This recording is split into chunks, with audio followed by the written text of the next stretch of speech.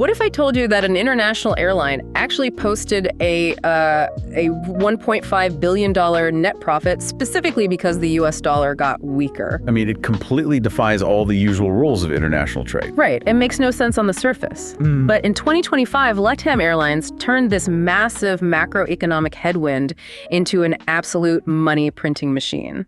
Welcome to the deep dive. So glad you're joining us today. Yeah, if you're trying to understand the actual mechanics of a massive corporate turnaround, you are in exactly the right place.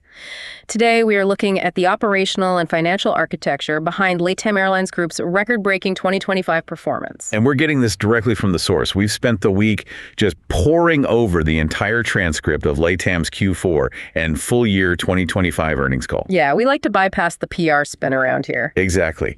We are looking squarely at the prepared remarks from CEO Roberto Alvo and CFO Ricardo Botas, plus, the Q&A session where they actually had to defend these numbers to Wall Street analysts. And as retail investors, you know that the Q&A is always where the truth comes out. Oh, absolutely. So our mission today is to figure out how an airline operating in a notoriously volatile, low-margin industry where you're constantly just at the mercy of geopolitical events and fuel prices. Right. The hardest industry to make money in. Exactly. How did they manage to achieve that staggering $1.5 billion net income? And they didn't just hoard the cash either. No, they didn't.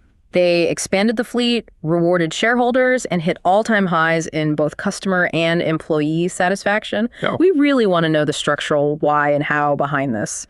Because usually in this industry, you pull one lever at the expense of another, right? Right. Like you ruthlessly cut costs and then your customer service scores absolutely crater. Yeah, we've all flown on those airlines. Exactly. Or, you invest heavily in the premium passenger experience and your operating margins just evaporate because you overspent.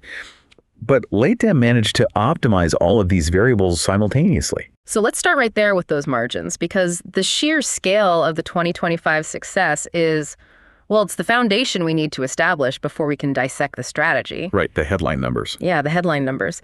The fourth quarter alone brought in roughly $4 billion in revenue, which is a 16.3% year-over-year increase. Huge job. Massive. And for the full year, as we mentioned, net income hit $1.5 billion. That is a 50% jump from 2024. And the earnings per ADS came in at $4.95. Yeah, 4.95. But the metric that really stands out in the transcript, the one you have to pay attention to if you hold this stock, is the adjusted operating margin. Yep. It expanded by 3.5 percentage points to reach 16.2% for the year. Okay, that 16.2% is the number that makes analysts sit up straight in their chairs. Seriously? Because in a capital-intensive business, moving millions of people through physical infrastructure, retaining over 16 cents on every dollar of revenue after operational expenses is incredibly rare. It's almost unheard of. It really is. It indicates that the underlying engine of the business is firing with minimal friction. Okay, but let's unpack this. The mechanics of how they got that 16.2% operating margin is where I start to get a little skeptical. Okay, why is that? Well, to get those numbers, LATAM grew their capacity by 8.2% across the year. Right. They moved 87 million passengers,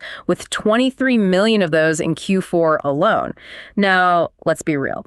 When a legacy carrier dumps 8.2% more capacity into the market, it usually triggers a race to the bottom. Oh, for sure. Price wars. Exactly. You have all these extra seats flying around, so revenue management panics, they slash ticket prices just to fill the back of the plane, and yields completely collapse. So how did they add that much capacity without destroying their own pricing power? What's fascinating here is that management addressed this head on. They focused heavily on what they term disciplined capacity allocation. Disciplined capacity allocation. Sounds like corporate jargon. It does, but they actually backed it up. They didn't engage in market share vanity projects. They didn't just blanket the map with new routes just to look bigger to investors. So they weren't just flying planes to fly planes. No, not at all. They utilized a highly targeted approach. They deployed those extra seats exclusively onto routes where they already had hard, empirical data showing robust, unfulfilled demand. So it's really about utilizing network planning to surgically absorb that capacity. Exactly. And the evidence that this discipline held up is in their load factor. It's at a very healthy 84.4% for the year. That's solid. It is. But to truly understand how they protected the margin while growing capacity, we really have to look at the relationship between their unit costs and unit revenues in the fourth quarter. Right, because their unit costs actually went up. They did. The transcript shows their case SC ex fuel, so that's their cost per available seat kilometer, excluding fuel. It rose to 4.7 cents in Q4. Yeah. CFO Ricardo Botas broke that cost increase down for the analysts. It was largely driven by two factors. About 0.2 cents of the increase was tied to a one-time employee bonus. Well, you can't be mad at that. No, you want to reward the team. And another 0.2 cents was due to foreign exchange impacts. Ah, the FX. Yes, specifically the depreciation of local currencies in that particular quarter. So the baseline cost to operate the airline was undeniably creeping up. Which makes that 16.2% margin even more perplexing on the surface, right? Right. If it costs more to fly the plane, and you are flying more planes, the only way the margin expands is if the revenue generation is just radically outpacing the cost inflation. And that is precisely what happened. Yeah. Yeah. While their unit costs went up, their passenger unit revenues, their RASC, surged by 11.7%. Wow. They out-earned their cost increases by a massive margin. I really want to pause on that 11.7% RASC surge because that is not an accident. Definitely not. That tells me they have successfully decoupled their pricing from the commoditized baseline of the rest of the industry.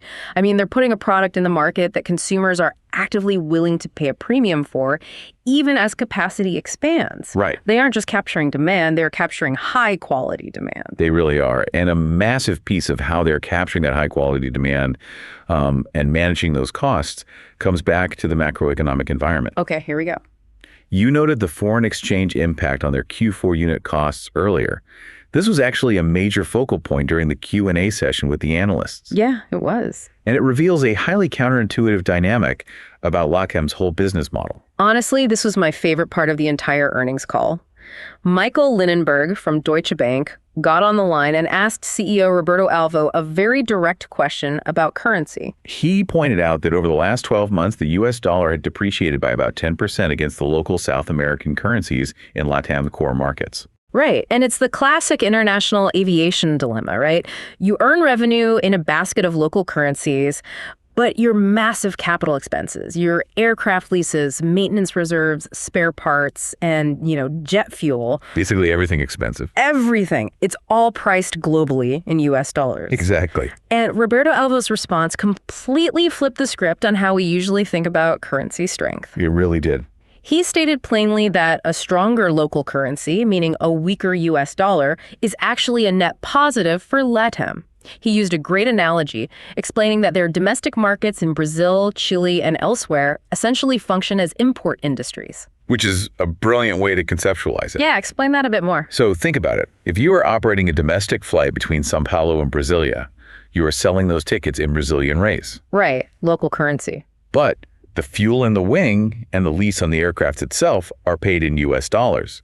Therefore, LATAM is essentially importing its operational inputs. Okay, so if the real gets stronger by 10% against the dollar, LATAM's baseline operating costs for that domestic flight just plummet. Exactly. They are taking in the same amount of reais from the passenger, but it takes 10% fewer of those reais to pay the aircraft lesser in Dublin or, buy the jet fuel. Spot on. The purchasing power of their revenue increases relative to their fixed dollar-denominated expenses. Okay, but here's where it gets really interesting, and I have to challenge that logic a little bit. Go for it. Because there is always a flip side to currency fluctuation.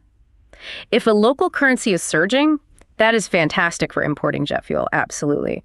But doesn't it devastate your inbound international traffic? Ah, I see where you're going. Right, because normally if local currency gets stronger, you think local exports suffer. If I am a tourist sitting in New York with US dollars and the Chilean peso or the Brazilian real suddenly spikes by 10%, my vacation just got significantly more expensive. It did. The hotel costs more, the meals cost more, and the flights into the country cost more. Doesn't LATAM bleed revenue on the international side when the dollar weakens?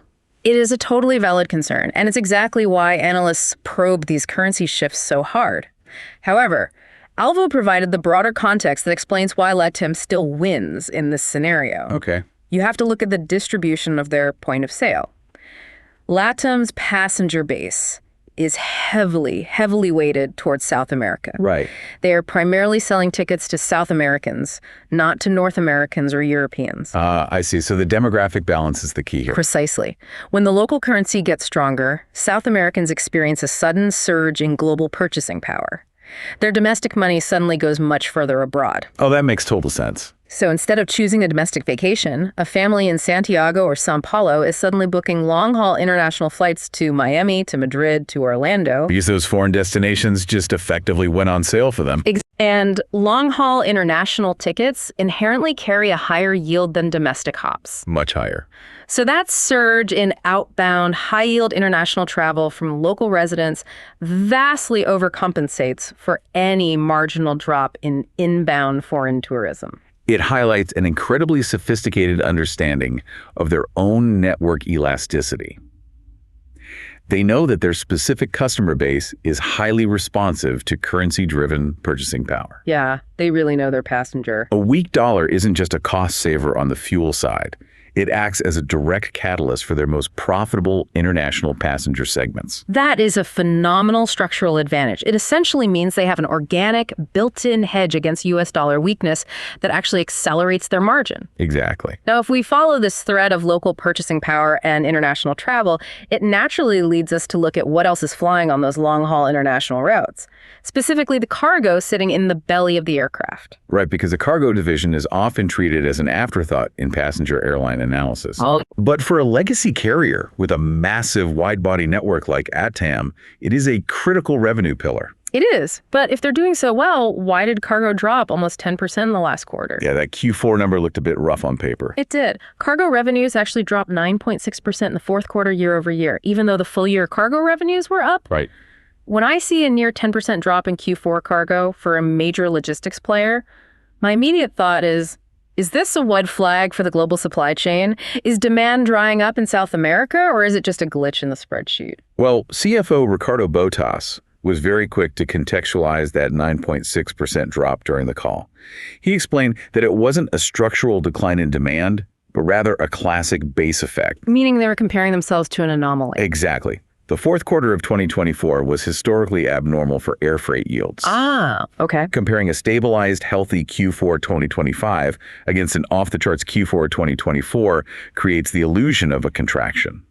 The underlying volume and the structural demand for air freight in their network remain very robust. Okay, that's reassuring. And the Q&A provided some granular detail on exactly what is driving that robust demand. They did. Felipe Nelson from Citigroup asked about the specific yield dynamics in the cargo business, and management broke it down into northbound versus southbound traffic. This part was a masterclass in the economics of global trade routes. Totally. Roberto Alvo explained that northbound traffic, meaning cargo, leaving South America for North America or Europe, is dominated by export commodities. Okay, like what?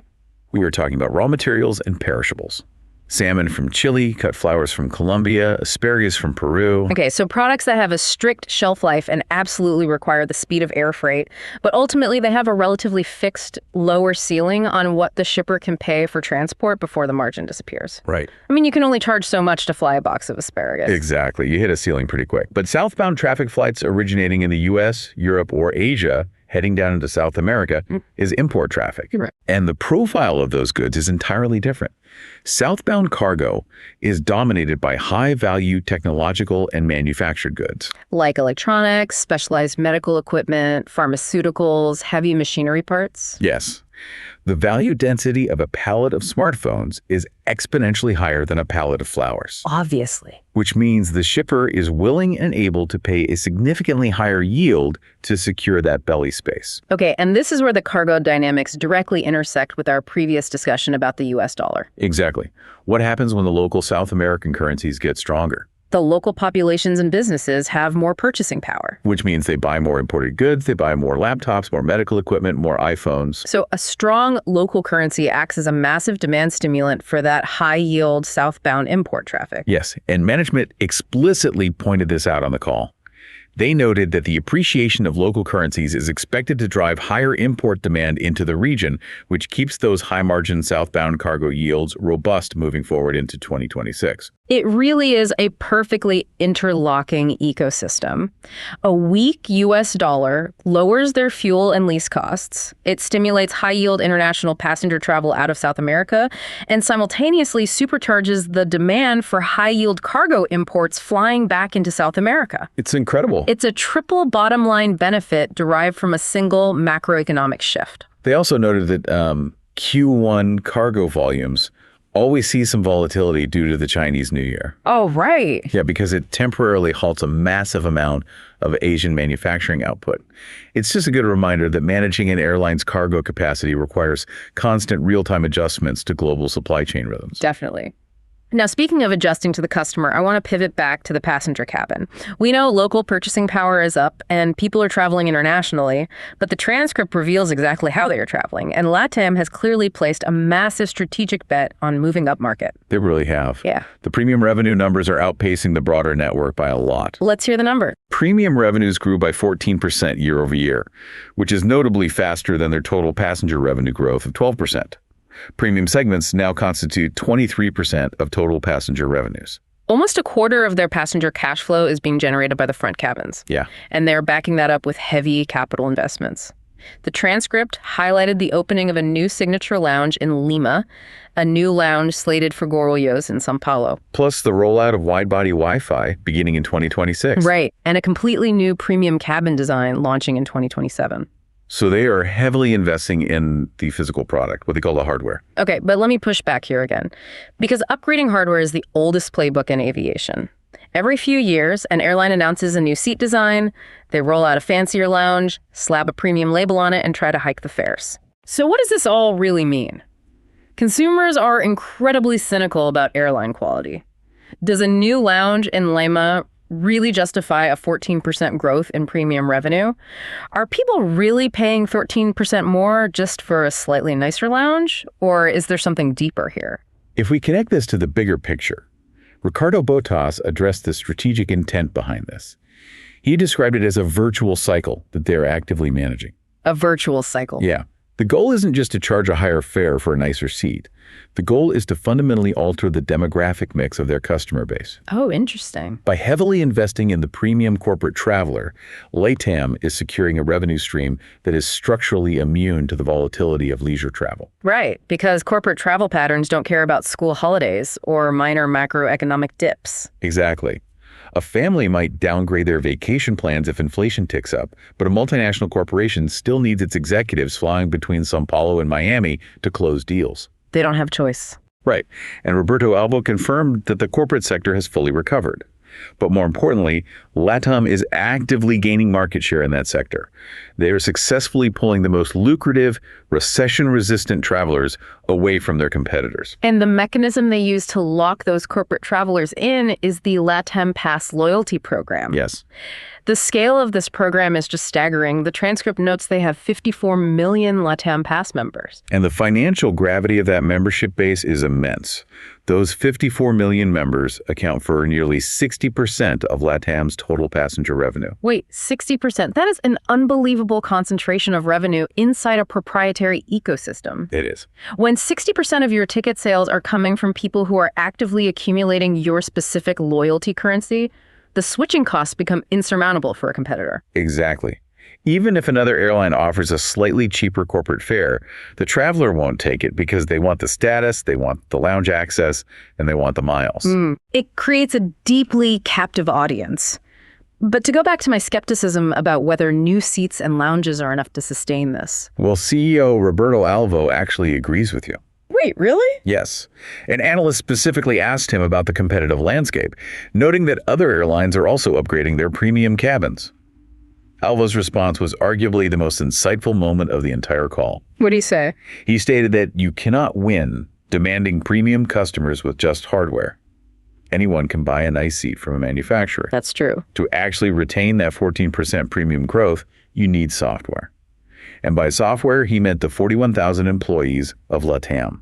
That is a fascinating distinction. The physical plane is the hardware, the culture is the operating system. And he brought hard data to back up that philosophy. Love the data. He cited the Internal Organizational Health Index, the OHI. LATAM's OHI reached 83 points, placing them in the top decile globally. Top 10% of global corporations in organizational health. Think about how difficult that is to achieve in the airline industry, especially for a legacy carrier that went through a massive Chapter 11 restructuring just a few years ago. Right, coming out of bankruptcy. To emerge from that process and cultivate an employee base that scores in the top 10% globally for engagement and health is a staggering leadership achievement. And the transcript proves that this internal health translates directly into external customer metrics. Their overall Net Promoter Score, the NPS, hit an all-time high of 54. Unheard of. And for premium travelers, the NPS hit 58. Now, I have to be honest. I look at an NPS of 54 in the commercial aviation sector, and I immediately raise an eyebrow. Airlines are universally loathed. Yeah, nobody likes their airline. The baseline NPS for most legacy carriers usually hovers somewhere near zero or even goes negative. For LATAM to be hitting the mid-50s implies an operational consistency that is just incredibly rare. It requires meticulous execution at every single touch point. Yeah. The check-in process, the baggage handling, the boarding flow, the in-flight service. If the software or the employees are disengaged, all of those touch points fail, regardless of how nice the new lounge in Lima is. And Botas tied this back to the financials perfectly. He noted that they achieved these record NPS scores while maintaining stable core costs since 2019. That's the crazy part. They aren't buying higher customer satisfaction by overstaffing or throwing expensive freebies at the passengers. They are achieving it through pure operational efficiency and highly engaged employees who are proactively solving problems. Which brings us to the operational reality that software ultimately needs hardware to function. You can have the best corporate culture in the world, but you still need physical metal to fly those 87 million passengers. You still need airplanes. And managing a fleet expansion in the current global aviation environment is incredibly complex. Oh, the global supply chain for commercial aircraft is in total chaos. We know the well-documented production and quality control issues at Boeing, and Airbus is dealing with severe engine durability issues that are grounding planes globally. It's a mess. Against that backdrop, LATAM ended 2025 with 371 aircraft, and they managed to take delivery of 26 new planes during the year.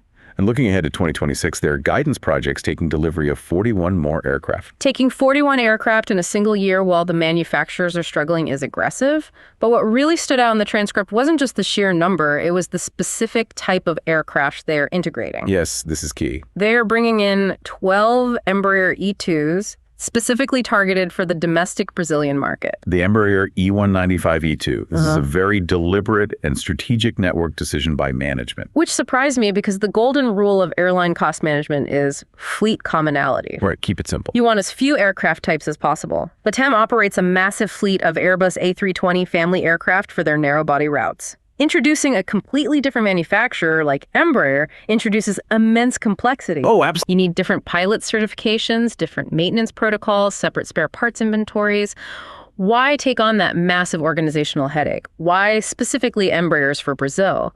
Why not just fly the Airbus A320s everywhere? It comes down to unit economics and the specific geography of the Brazilian domestic market. Roberto Alvo was very clear about this strategy. Okay, lay it out for us. The Brazilian domestic market was the fastest growing among the top 10 global domestic markets in 2025. LATAM wants to capture that growth. But the growth isn't just happening between massive hubs like Rio and Sao Paulo.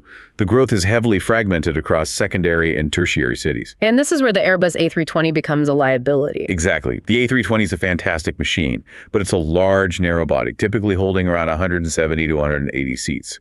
The Embraer E2 sits in the 130 to 140 seat range. So it's essentially a highly advanced regional jet bridging the gap to a mainline narrow body. Right. And the strategic advantage of the E2 lies in its trip cost. Explain trip cost versus seat cost. Okay, so if LATAM wants to open a new route from their mega hub at Guarulhos out to a smaller secondary city, the daily passenger demand might only support, say, 100 travelers. Okay. If you fly an A320 on that route, you're flying with 70 empty seats. The fuel burn, the engine cycles, the weight-based landing fees, the total cost to operate that specific trip is so high that the route just bleeds money. Because you're flying heavy metal for no reason. Exactly. But if you deploy the Embraer E2 on that exact same route, that changes radically. The E2 is lighter, its aerodynamic profile is designed for shorter hops, and its next-generation engines burn significantly less fuel. The total trip cost is drastically lower. Even with only 100 passengers on board, the E2 can operate that route with a healthy profit margin. So the E2 acts as a precision instrument for network expansion. It allows LATAM to cast a much wider net across the vast geography of Brazil, penetrating smaller markets profitably. And crucially, it feeds the hub. Those passengers flying out of smaller cities on the E2 are being funneled directly into Guarulhos or Brasilia, where they connect onto LATAM's massive wide-body international network. Alvo also mentioned that the E2 allows them to increase frequencies on existing routes. Which ties perfectly back to our discussion about the premium corporate traveler. Wow, right. If you are a business executive, you value schedule flexibility above almost everything else. Having 3 flight options a day on a smaller Embraer is vastly superior to having only 1 flight option a day on a larger Airbus. Because if your meeting ends early, you want to get home. Exactly. By deploying the E2, LATAM can blanket the schedule, ensuring they capture the highest yielding corporate traffic by simply offering the most convenient departure times. It's an incredibly surgical approach to capacity growth. They aren't just buying planes to look bigger, they're acquiring highly specific assets to unlock localized profitability. But here's the reality.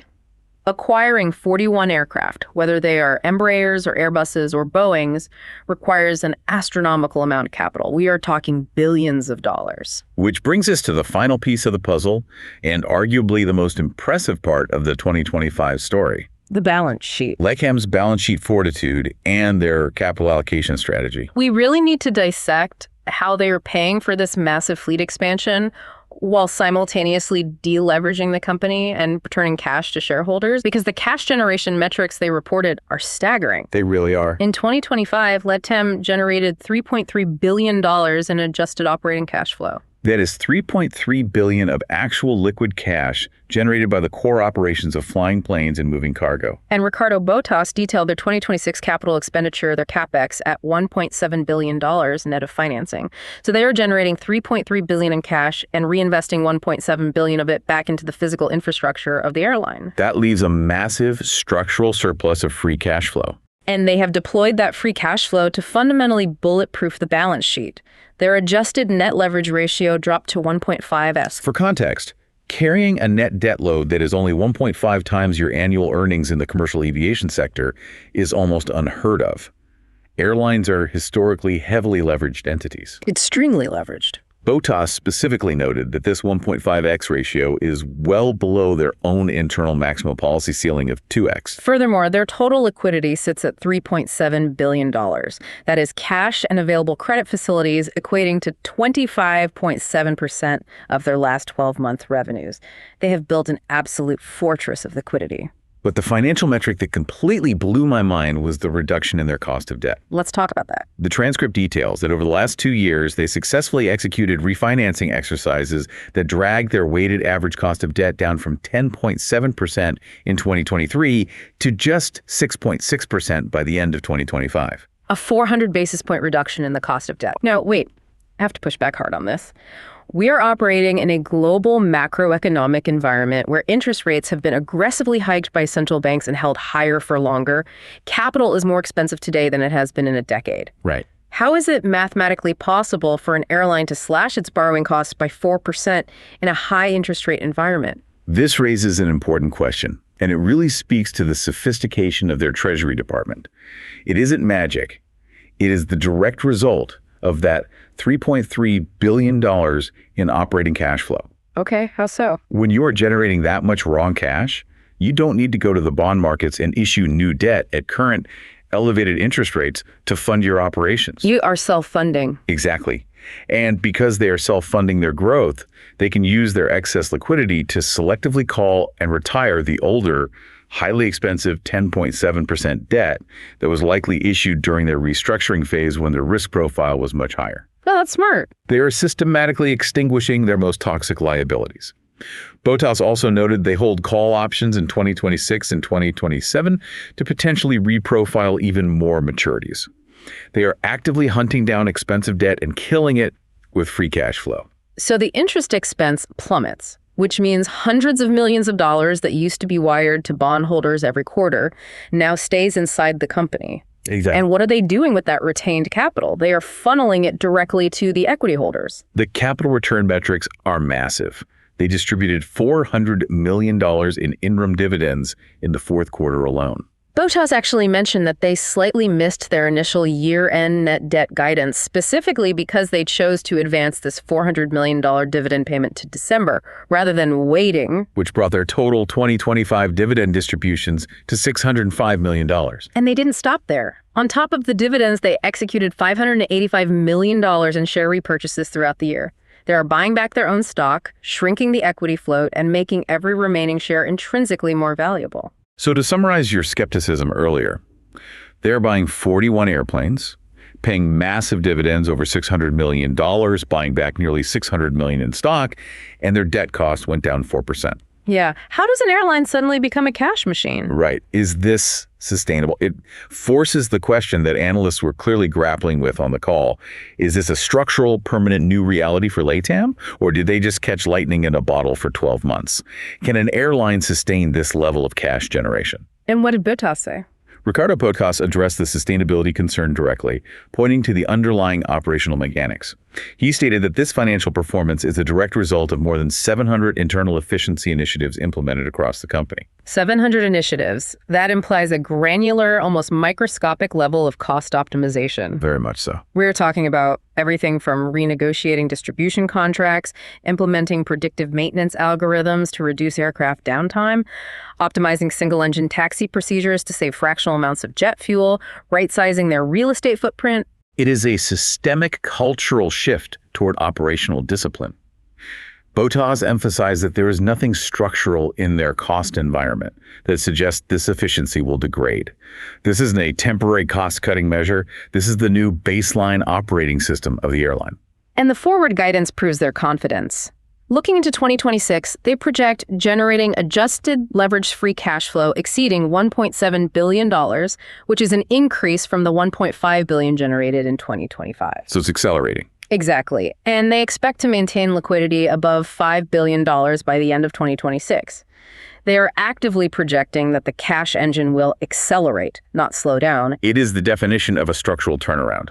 Let's pull all of these threads together because the architecture of this $1.5 billion profit is incredibly elegant when you view it from 30,000 feet. It really is. It's not the result of one lucky macroeconomic swing. It is 4 distinct, highly optimized strategies working in unison. Let's recap them. First, we saw their disciplined capacity allocation. They managed to grow the airline by 8.2% without diluting their pricing power, maintaining an 84.4% load factor, and surgically placing capacity exactly where the demand dictated. Second, they engineered a masterful response to the foreign exchange environment. By operating their domestic networks as import industries, they turned a weaker U.S. dollar into a massive cost-saving mechanism while simultaneously riding the wave of increased local purchasing power to boost high-yield international passenger and cargo traffic. Third, they executed a relentless, highly profitable pivot toward the premium corporate traveler. They grew premium revenues by 14%, but they didn't just buy new hardware. They cultivated the internal software, achieving a top-decile organizational health index score of 83. Which translated directly into record-breaking customer satisfaction scores without inflating their core operating costs. And finally, they built an impenetrable balance sheet. They generated $3.3 billion in cash, slashed their cost of debt from 10.7% to 6.6%, and allocated capital with incredible precision funding, a strategic fleet expansion with the Embraer E2s, while returning over $1 billion to shareholders through dividends and buybacks. It is a masterclass in enterprise management. And there's a profound lesson here for you, our listener. Absolutely. Regardless of what industry you operate in, whether you're managing a small retail team, analyzing tech stocks, or trying to understand global supply chains, LATAM's 2025 performance proves a universal truth. Culture precedes capital. I love that. Culture precedes capital. You can have billions of dollars to spend on the newest physical assets, the hardware. But if the internal culture, the software, is broken, the capital will ultimately be wasted. LATAM optimized their internal organizational health first, and the record-breaking financial metrics were simply the natural byproduct of that engaged workforce executing flawlessly. Well said. I want to leave you with one final, slightly provocative thought to chew on. We noted earlier that the LATAM Pass loyalty program has 54 million members, and those members are responsible for 60% of the airline's total passenger revenue. An immense concentration of value. Think about the gravity of that data. Think about the consumer behavior insights embedded in a captive audience of 54 million people who are actively transacting to acquire a proprietary digital currency, the loyalty mile. It's basically a currency. It is. When an enterprise generates the vast majority of its revenue from people tied to a digital currency that the enterprise itself invents, completely controls, and unilaterally sets the redemption value of, are we really looking at a traditional transportation company anymore? That's a great question. Or is LATAM Airlines actually a massive, highly sophisticated financial technology and lifestyle business that just happens to own 371 airplanes to fulfill the rewards? Something for you to ponder the next time you scan your boarding pass. A fascinating perspective on the true nature of the business. Thank you all for joining us on this deep dive into the operational architecture of LATAM Airlines Group. We will see you next time.